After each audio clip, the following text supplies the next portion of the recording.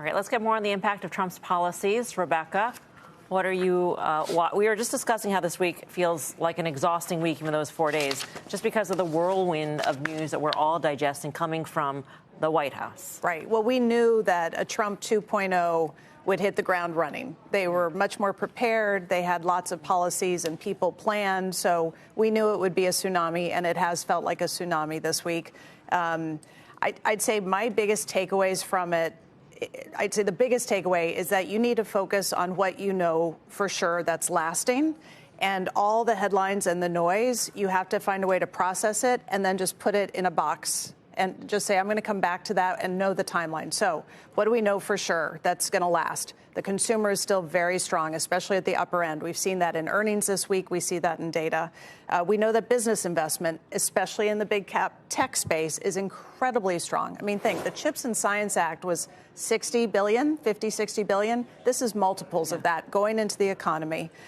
We know that the job market has moderated but is strong. Inflation is sticky. We have a Fed on hold. So these are the components that I'm going to stay focused on. And all the Trump headlines, I'm going to know what he's saying, what could happen, but I'm not going to overreact to each headline because I know tomorrow it could go the other way. But how much of what the market has done is because of what is in that box as opposed to what we actually know? Because I feel like a lot of it is based on the hope. And a lot of the bank CEOs were talking about on their calls, the euphoria, you know, the distinct sort of improvement in confidence since the election specifically. Well, I mean, since we've had good data in the 1950s, every single election cycle, as soon as you get through the election, whether you like the candidate or not, you have certainty of knowing who the person is, what the policy is, and then you can plan, more or less.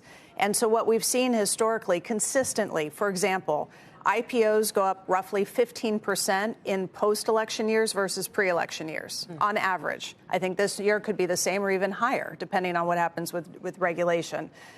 You see more M&A activity. So this is not surprising that people are more confident. I think that one of my boxes is tariffs. I think that's the biggest, most important box. Or downside risk. And we know nothing's happening until February 1st, maybe Canada, Mexico, maybe China.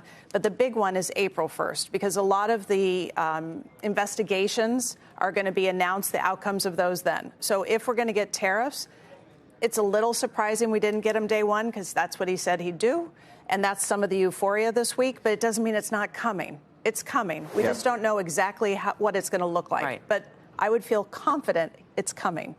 Well, and what's fascinating, Rebecca, is that this was a week also that the rest of the world actually outperformed the U.S. And there's a lot of rhetoric emanating out of Davos that again, Trump's influencing the world. It's not just the story here, but it's a sense, and I don't think they would be admitting this in public, and maybe this is, you know, what people over here want to believe, but the sense that the regulatory, handcuffs that have been on a lot of the European companies and the European economy over the last decade or something that European leaders are looking forward to loosen up on. So there's some sense the outperformance is coming from also, frankly, a weaker currency is great for export markets. It's been a week when actually that's been highlighted, but the DAX has, outperformed the S&P significantly. So I'm just curious your view on the rest of the world. I would say this week, the rest of the world is outperforming in part because they didn't face tariffs immediately, right? China, Europe, Canada, Mexico, et cetera, would have gotten hit so much harder if he had followed through on that day one pledge. Some of that bad news was baked in. When it didn't happen, you got a bit of a relief rally. Now, I think there are some green shoots to watch. In China, the housing market is still slowing, but it's starting to slow at a slower pace, right? So second derivative is improving. And we've seen in some of the earnings this week, especially in some of the luxury makers, that the Chinese are starting to spend a little bit. I would call China a trade, not an investment, because I think tariffs are still coming for China. It's just a question of when. But to the degree, the ECB, the European Central Bank, will probably cut rates next week. So there are some reasons why some of the overseas stocks could have some legs for a few weeks. Again, I wouldn't count on it to be the trade of 2025. I'd still be happier in the U.S.